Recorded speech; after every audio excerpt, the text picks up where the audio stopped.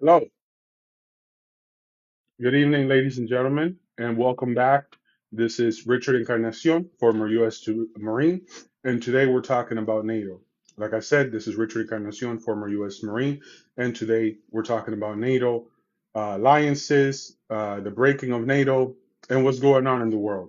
We're starting to see a fracturing of the NATO members as many countries like Spain, España, France, Germany, the UK, and even Germany have broken away from conditional NATO alliances and NATO conditional frameworks, and and essentially dismissing U.S. troops from their air bases and their countries. So what we're starting to see is that NATO, has broken promises that they made to the U.S. Americans.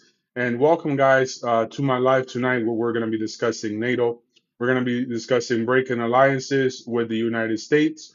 We're going to be discussing in this live breaking news, which is that Spain, the Prime Minister of Spain, Prime Minister Sanchez, and other folks within NATO as well, like France, the UK Prime Minister Sturmer, Germany, and the German Chancellor, and other members of the NATO and EU have essentially requested that it's a long time watcher in Rising Star, La Cane de Anacaona. Thank you for coming in tonight.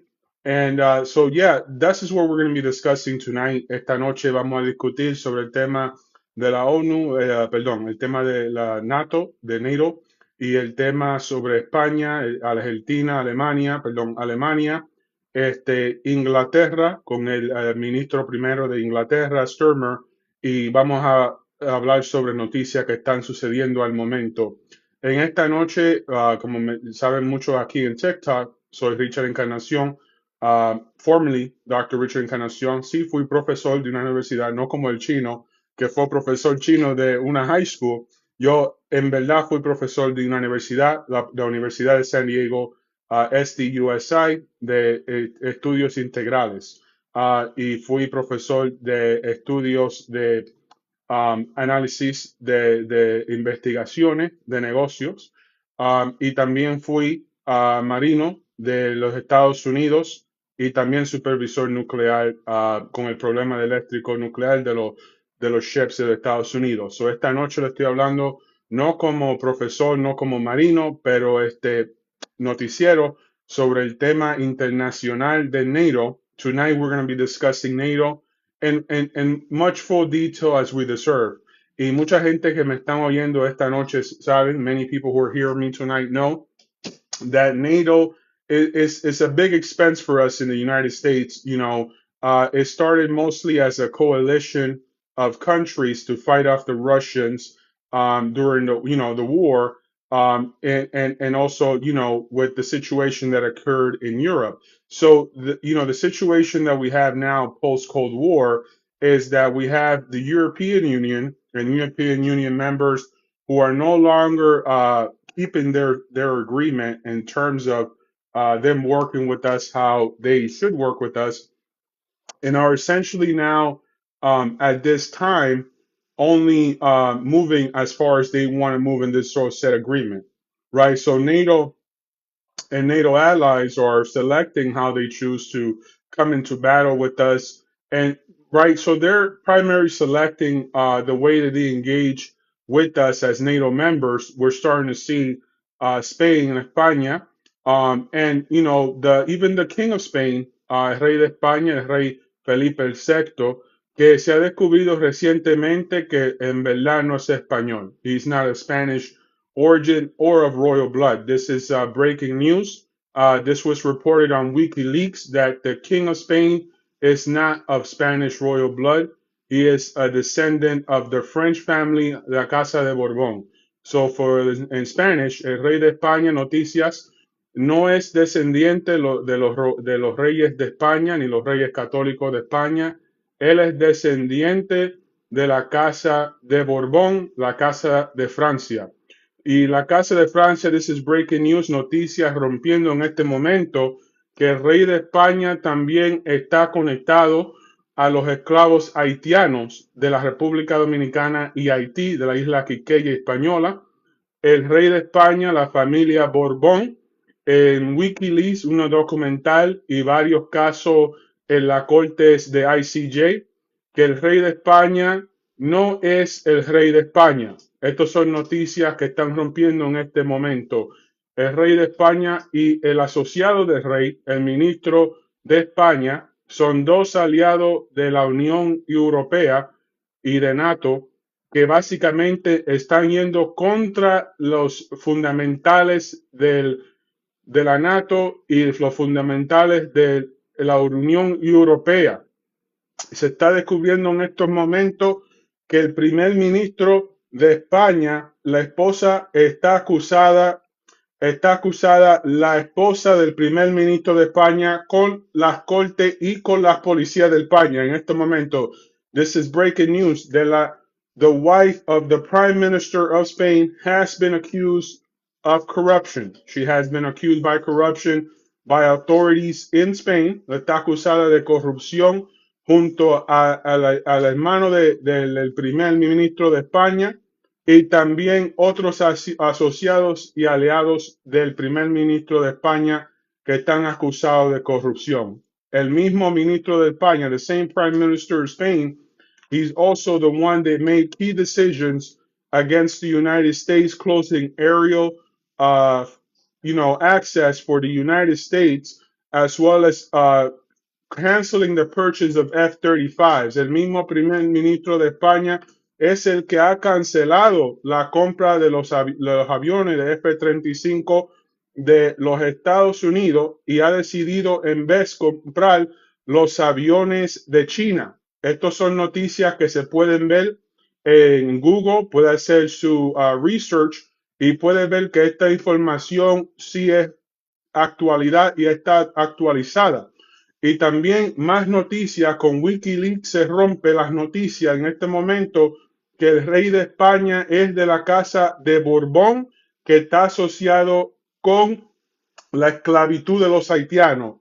Otra vez repito, breaking news, el rey de España y su familia, la casa de Borbón, está anunciado con los Wikileaks que la familia de él es la que está asociada con la esclavitud de los haitianos de Haití. Is now being submitted y fue mandado por Wikileaks que el rey de España, the King of Spain, is a French origin and he is not the actual descendant of the royal bloodline of the kings of Aragon, the Catholic kings, or has Roman royal blood of Spain. It has now been confirmed through the Alhambra decree.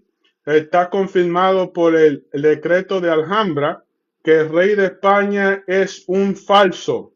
No es rey de España y fue impuesto políticamente por el Vaticano y por Francia, en Francia, en España, por la Casa de Borbón.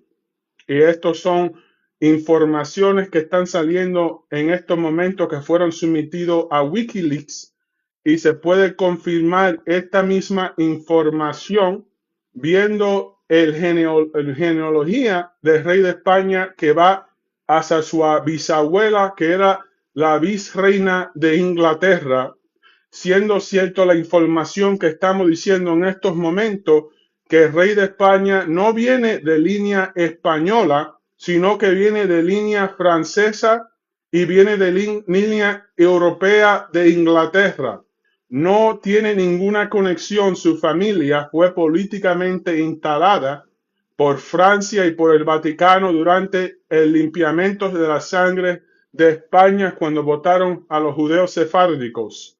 Y esto es lo que estamos confirmando en estos momentos. Ahora con el NATO, vamos atrás a hablar más de NATO. Entonces, here's what's going on with NATO. That the U.S., due to the Strait of Hormuz, requested allies to come into, again, thank you guys for being on the live tonight. They've requested, the United States requested allies to join them in the fight against Iran. The first country who denied access was Spain, denying base access support and also denying aerial support. And then we have more information on Spain essentially taking back many of the access that the U.S. should have as a NATO member. Now, tonight we're also going to be discussing with you guys the cost of NATO for American citizens. You know, for us, 350 million Americans, the NATO cost for us per year is over $700 billion a year, if I'm not mistaken on the research that I did. And it cost the United States of America after Cold War, for the Cold War, over $200 billion to essentially protect the European countries with the NATO agreement. So here is what we're starting to see, ladies and gentlemen, is that the NATO agreement that the United States has with the European Union has cost the United States of America trillions of dollars over the last 30 to 40 years, post Cold War. We're talking about $200 billion for the Cold War, and we're talking about $700 billion per year post Cold War cost to 300 for us Americans.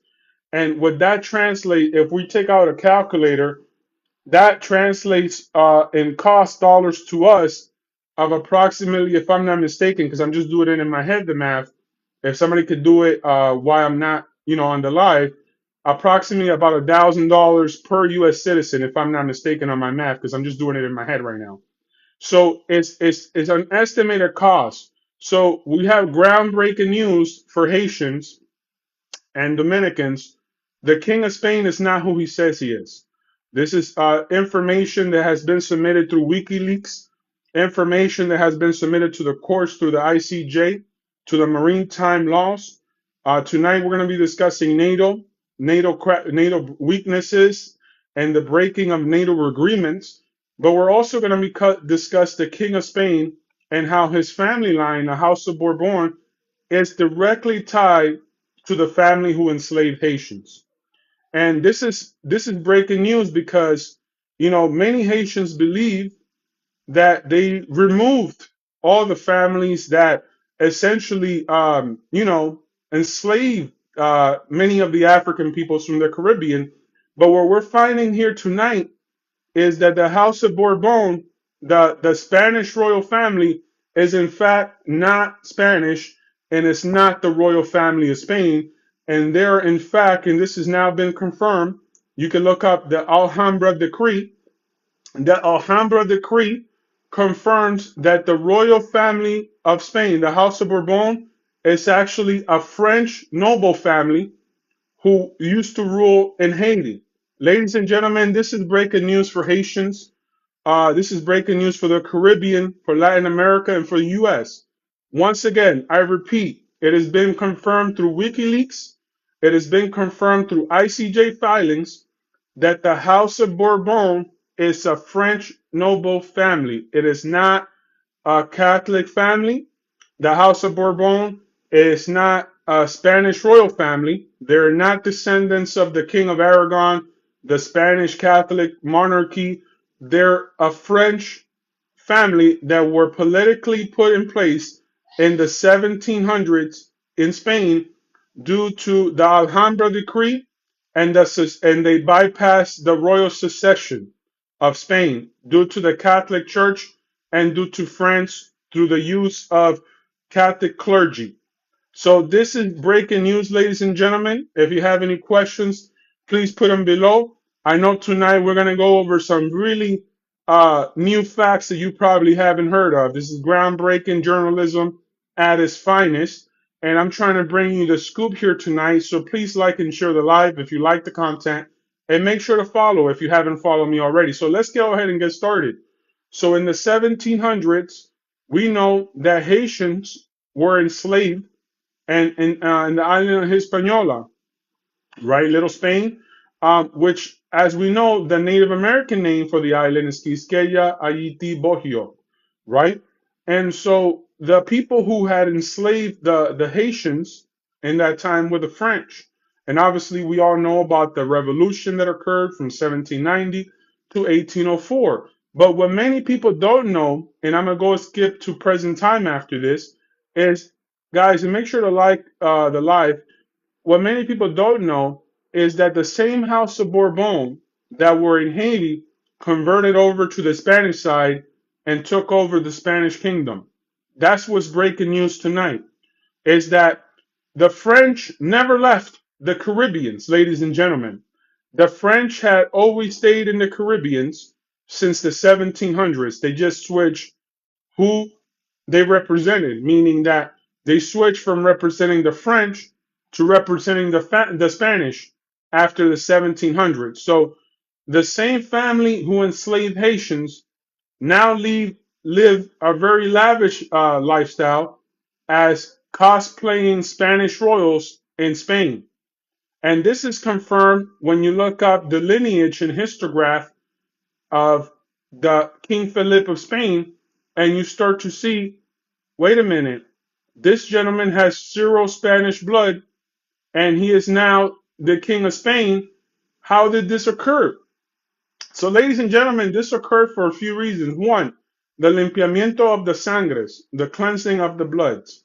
The other reason this occurred is because the Catholic Church, due to the debt that was essentially controlled by the Sephardic Jews who had the money, not the Ashkenazi Jews, don't be mistaken by that, by the Sephardic Jews, meaning Spanish people who had Jewish Sephardic blood. So people who got kicked out from Spain, who landed in the Caribbeans, essentially who were bankers also, before the Jews, the Ashkenazis, these people were kicked out of Spain because they controlled too much wealth, too much land, and debt.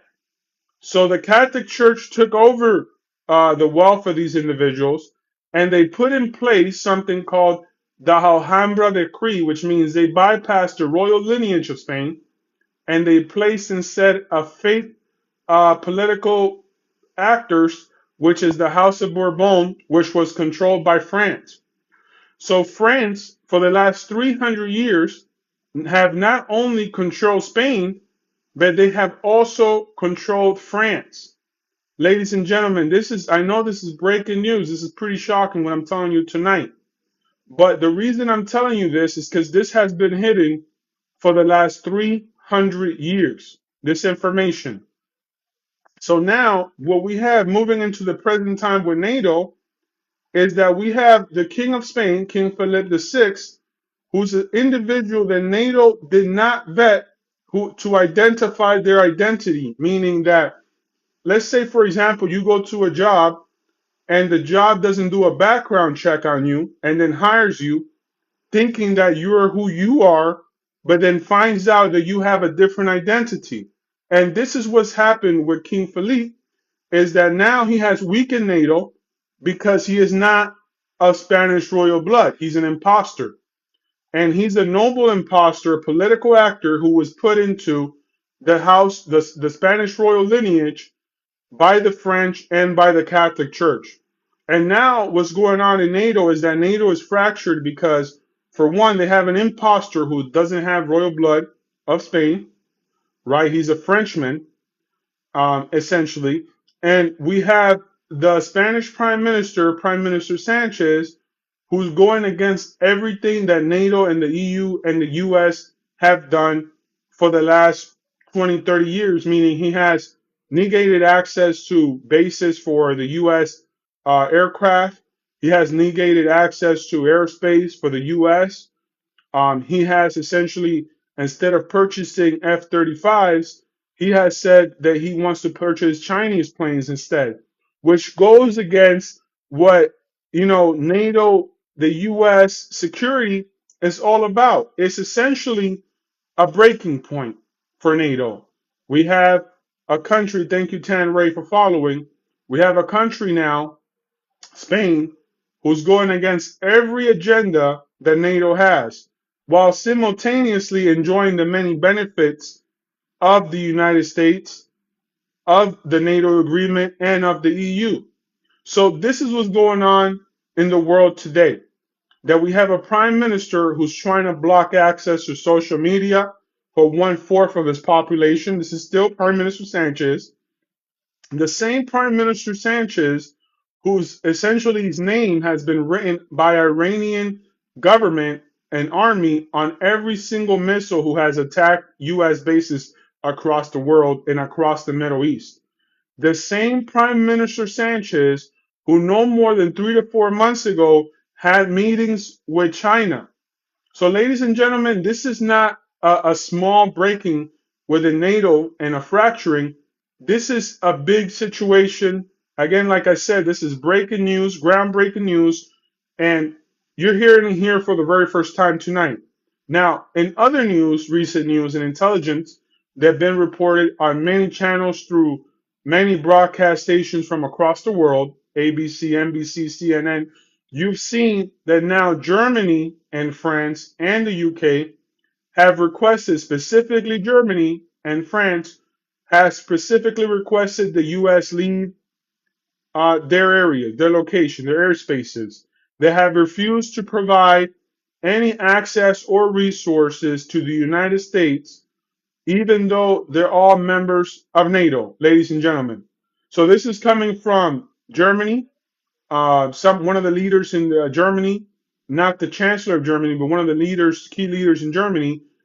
He has told the U.S. that he does not want to see U.S. soldiers in Germany. Ladies and gentlemen, this also has come in from one of the leaders in the UK. Now that Stormer wants to send one boat after some of the main conflicts, and then France have also subpassed to assist the United States with the Iranian war with Iran. So, ladies and gentlemen, what we have tonight is allies who are not acting like allies, right? Allies who are more so acting like contrarians to the entire NATO alliance and agreements, right? So, ladies and gentlemen, what we're seeing tonight is that we're seeing the fracturing of NATO. And it's not cheap because it's costing us, if you're a US citizen or American citizen, it's costing us a lot of money every year. We estimate that it costs between $200 billion post Cold War, and it's costing us Americans per year over $700 billion per year to provide security and safety for the European Union, the European countries, ladies and gentlemen. So we're talking about, I mean, I don't have my calculator out with me in front of me, ladies and gentlemen, because I'm on my phone right now.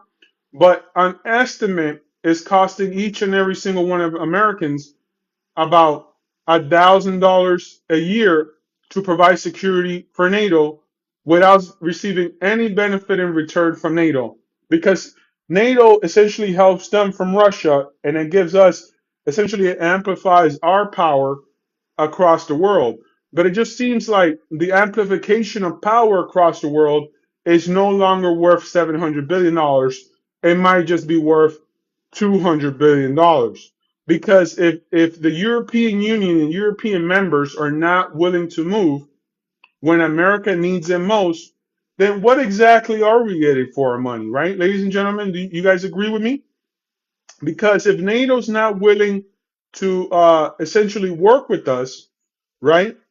That's pretty much, as an example, what's going on with Dominicans and Haitians. Dominicans provide many benefits for Haitians, and Haitians never return the benefits. Señores y señora, I'm going to switch to Spanish for a while, but just stick here with me, ladies and gentlemen. Or if you don't want the Spanish, ladies and gentlemen, we're seeing the fracturing of NATO, ladies and gentlemen. Estamos viendo la fracturación de NATO, señoras y señores. Estamos viendo las mentiras de las alianzas de la Unión Europea. Señoras y señores, estamos viendo como el primer ministro de España. We're seeing how the prime minister of Spain, he's betraying every single alliance that he has agreed to with NATO. Ladies and gentlemen, we're starting to see how the fracturing, of NATO is costing us not just leverage points, but it's costing us money every single year. Now I know the live went from like 50 to 27. Does that have to do with me going to Spanish? Because I'll stop. But listen, ladies and gentlemen, I'll just continue to speak in English for you guys for tonight. Don't worry about the Spanish part. You know, I'll stick with English if you guys are just mostly an English audience, right? Pero miren, I want you guys to understand something. The situation with NATO, the situation with the European Unions, ¿verdad? La situación con NATO, la situación con las uniones europeas, they're mostly tan más, ¿cómo te digo? Um, por provocaciones de dinero.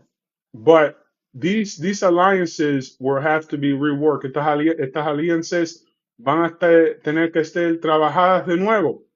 Porque no puede ser, it can't be, that NATO, after us as U.S. citizens, Americans spend $200 to $700 billion a year on defense, then NATO just says, you know what, it wasn't our war. We're not going to go into it with you. No, you don't get to say that to us. You don't get to say that to us when we're the main ones footing almost 20% of the bill. You don't get to say that to us. America deserves a key position where the alliances and the protections of NATO goes in both ways. If we don't have an exclusive agreement, si no tenemos un acuerdo that NATO steps in for us as we step in for them, we need to get a new accord. Don't you guys agree? If NATO doesn't step in how we agree to work with them, we have to make a new agreement. Tenemos que hacer un nuevo acuerdo, ¿verdad, señores y señores? ¿Ustedes están de acuerdo conmigo, sí o no? Díganme. Entonces, lo que está pasando, señoras y señores, es que, I mean, the live is going down regardless, so I'm going to just speak whatever I want. Because, so, it just seems now, ladies and gentlemen, that the NATO, they think they're the ones that dictate terms to America, ladies and gentlemen. But what they should have known from America, from Americans, is that nobody dictates terms to Americans, right, ladies and gentlemen? Am I right that nobody dictates terms to us? Am I right on that? We're the ones footing the bill for the EU, okay? We're the ones footing the bill for the EU, almost 20%. And it's 30 countries, right, around, I'm just giving you between 20 and 30 countries in Europe that we're spending with between 15 and 20% per year. That's 700, almost $700 billion. So you could imagine if we had access to that money again, just even half of that money. Let's say we cut that NATO budget in half, right? We'll now have, well, how much money we'll have now? Over 300, almost $400 billion, right? That could fix roads, that could fix schools, that could eliminate homelessness in the U.S. $350 billion back in Americans' pocket, back in U.S. citizens' pocket, means that primarily many Americans will have access to purchase homes. Many Americans will have access to health care. Many Americans will have access to nutrition. Many Americans will have access to the money that they don't know where it's going every month. The tax dollars that is being taken every month from Americans is going to NATO, right? It's going to Ukraine. So, ladies and gentlemen, I just want you, yo quiero que ustedes piensen en esto. Si nosotros cortamos 50% del costo de NATO, costo de NATO, and we get 350 billion as an example back, what can we do with this money, ladies and gentlemen? You tell me. You tell me what you think we could do with this money, right? Right. So this is what we have, ladies and gentlemen, is we have a situation where the agreements we had previously with NATO are fracturing. We no longer have the same agreements that we once had with NATO, with the European Unions, and many of the countries that are in Europe now are essentially trying to essentially say to us, hey, Corey, William, follow. Make sure you follow, guys, if you haven't. Make sure you like and follow and share if you like the live. So, again, I want to take questions from you guys tonight. You'll see where you're at and the whole gist of the discussion that I'm going over with you. Do you believe that NATO is fracturing? Yes or no? Put it down in the comments. Do you believe that the U.S. should cut costs and essentially renegotiate agreements with NATO? And what are your posture? Do you think we should stay in NATO or we should get out of NATO? I want to hear from you guys tonight on what you think on NATO. And do you think it's still beneficial for America to have the NATO agreement with the European Unions? So I want to hear from what you guys have to say tonight. I know I've been on the live now, but it's okay, ladies and gentlemen. We're here for a ride. We enjoy the company here tonight, and I just want to hear your feedback on what you guys think on NATO. I'm gonna give you my 2 cents always as a U.S. Marine veteran, and I just want to hear from you guys. Be respectful. If you're not respectful, obviously we got to take you out of the live. But just be respectful, have a picture, have common sense, and be an educated human being, right? Because I've had many lives where there's been a lot of screaming and shouting on TikTok, been kicked out. My profile's been banned like 100 times. Here on TikTok, had to rebuild, rebrand, all kinds of stuff. So, ladies and gentlemen, let's be respectful here on TikTok while we're on here on my channel. And if ever I invite anybody up in the future, make sure you be respectful, no curse words and things of that nature, right? So, ladies and gentlemen, I want to hear your voice tonight in the comment section on what you believe on the NATO situation.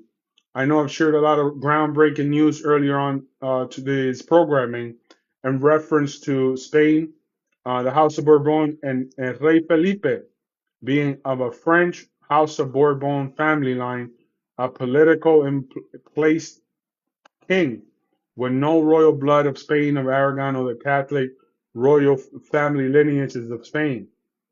So I want to hear from you guys. What do you think that the Spanish Prime Minister is going against every decision, every key agenda of the EU and the United States? Why do you guys believe that the United States are having such a hard time convincing NATO members to step into the war? Does this have anything to do with what you guys think Israel, who started this? You guys think that? Are you guys in agreement with the war? Yes or no? And then a few other questions that are popping up here. So again, let's keep it going, guys. I know a lot of people are popping in and out of the live. I still have some time here on my live, so we could essentially share the cost. I broke it down. I believe is between $200 billion post Cold War, between 300 and 700 billion dollars per year NATO cost for Americans. So if we do a little bit of math, that's between, I don't have my calculator with me, between 300 and $1,000 per year per American, right? Something like that. I don't have my calculator in front of me. So I want to hear what you guys have to say. And do you guys believe that this should continue with NATO, the agreement as is? So do you think, like I said earlier, that we should have a pivot and we should essentially revise or edit our agreements with the European Union and NATO? So I want to hear from you guys in the comments. Let's go.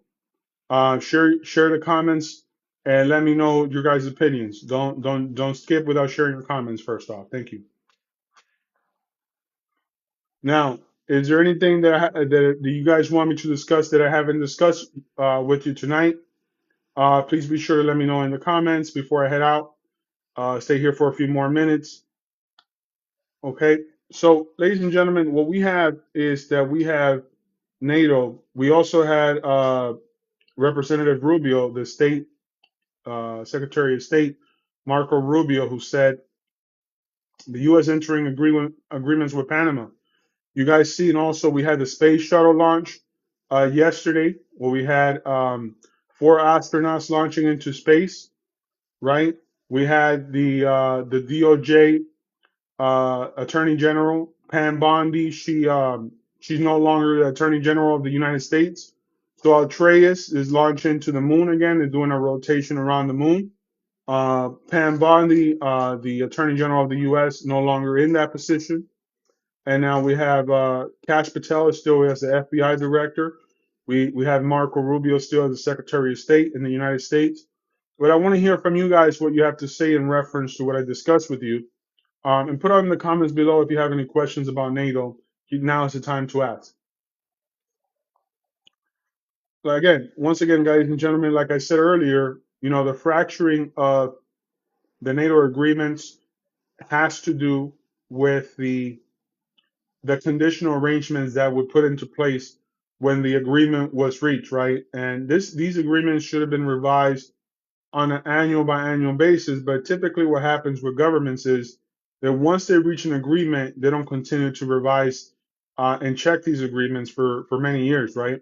So that's what we're starting to see what we're starting to see now with the U.S. government is that agreements which should have been essentially audited 10, 20, 30 years ago, like the NATO agreement, it should have been essentially reduced and it should have been essentially strategically pivoted from just a general blanket conditional agreement with NATO, right, to have conditional terms in place with NATO members or EU members. Because some members, for example, like like Spain, they don't want to pay the 2 or 5%, right? They want maybe only want to pay 1% in NATO fees. Some EU members, they're closer to Russia, so they might want to pay 2 to 3, 4%. They might want to pay a little bit more. So these are some of the agreements, ladies and gentlemen, that I believe we should have reached, and we should have essentially revised our NATO agreements with the EU, with the European Union, 10, 20 years ago. And like I said earlier, this is typically what happens with governments. Once they get into a contract, it's hard to get it revised, right? It's hard to get people back together unless it's a situation like what's going on tonight, where you have wars with Iran, Israel, Iran, you know, everyone in the leadership in Iran is dead. We have the US president, we have Spain now wanting to work with the US. So this is where situations get tricky. When you have members of NATO, which should be coming in to assist, or the United Kingdom, right, or France, or Germany, and we only have Poland. Poland is the only country that said they would still work how America wants to work with them. So this is quite shocking, I would say, for many people, right? Many people are now shocked by the reactions of NATO members, and essentially, what is it that they're communicating to the rest of the world? What are they communicating to their enemies? What are they communicating to their allies? Because if NATO's willing to do this to their alliance partner, to us, to Americans, right? Now the enemy is seeing there's a bit of a weakness. NATO is fracking, right? NATO is breaking, right? So this is what my 2 cents are for tonight, ladies and gentlemen. I'm about to head out for the night because I see that my live audience went down a bit, but it's not because my live audience went down. It's because I have to head out for the night. But again, thank you guys for being on the live with me tonight. And I just want you in the audience, or those who are listening to me, when I put this and I download into YouTube or TikTok or Instagram or X, make sure to follow, comment, and like and share. If you guys want to meet, have me talk more about these topics, you guys like my energy on how my key points on these topics, make sure to like, because the more you like these topics, the more energy, right, to keep creating this kind of content, or I would just share other content with you guys. Well, again, have a great night. Thank you guys for tuning in with me tonight, and you guys enjoy the rest of your evening. Thank you.